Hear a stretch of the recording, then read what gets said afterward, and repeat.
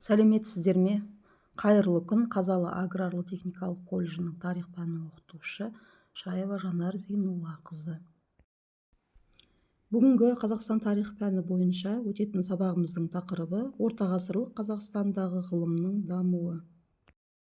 Бүгінгі сабағымызда ежелгі түркі жазуларының қалыптасуы, қимақтар мен қыпшақтардың жазба деректері, ортағасырлық ғылымның дамуындағы араб тілінің рөлі, ортағасырлық ғұламалардың Қазақстан ғылымын дамытуға қосқан үлестері жайында дәріс барысында білетін боламыз.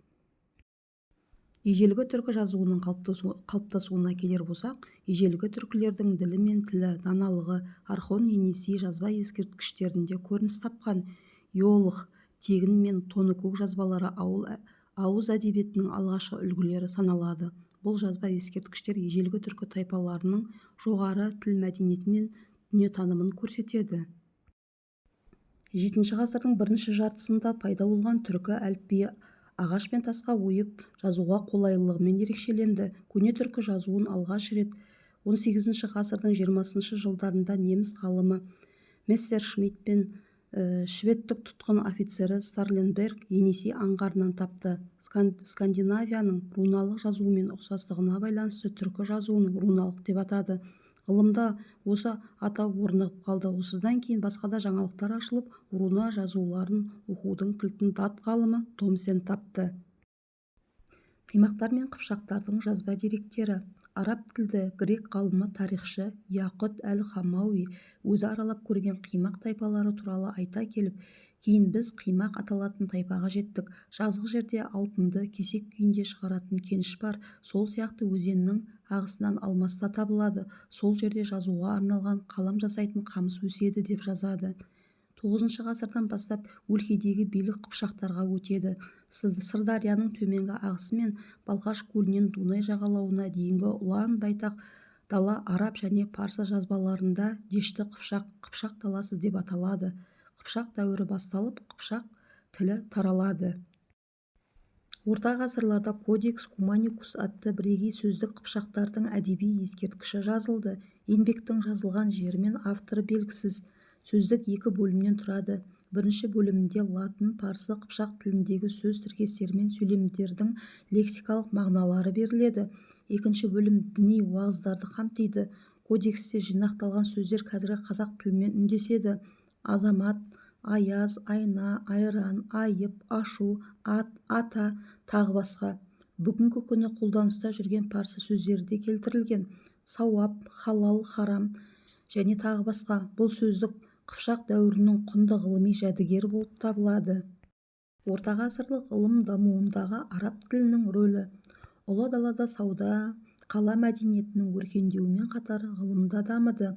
Ислам дінінің түркі қағанаттары аумағында таралуымен ғылыми еңбектер араб тілінде жазыла бастады. Сауда халықтардың өзара байланысын кеңейтіп, ғылым және өнер жетістіктерімен алмасуға әсерін тигізді. Мұсылман саудагерлері жергілікті халықпен сауда-саттық жүргізу арқылы дін таратуға да үлестерін қосты.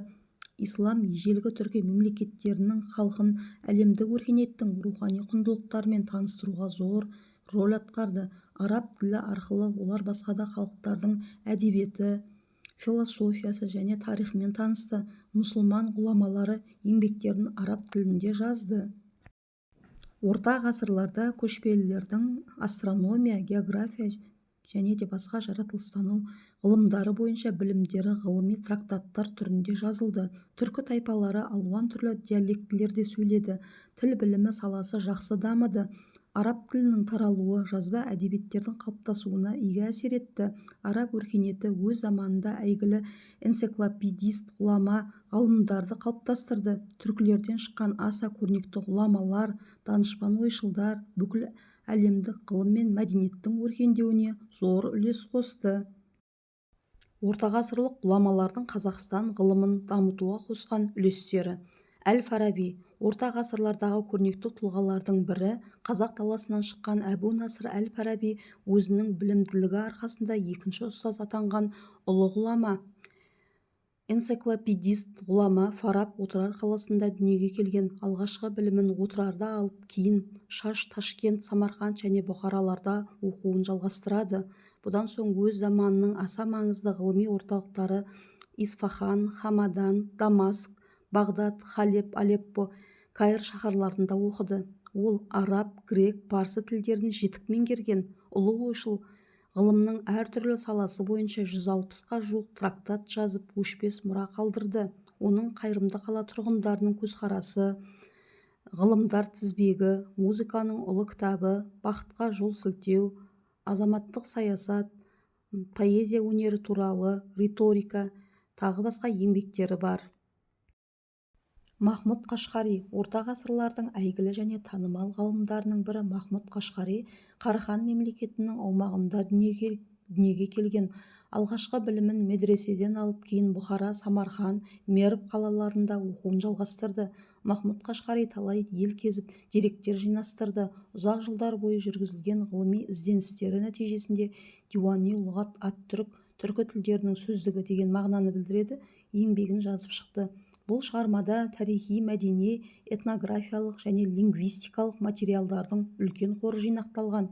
Диуани лұғат ат-түрк орталық Азия түркі халықтарының тілі, тарихы, этнография, география, астрономия, медицина, әскери іс, мәдениеті, дін, салт, дәстүрлері мен әдет-ғұрыптары туралы ақпарат беретін құнды тарихи дерек.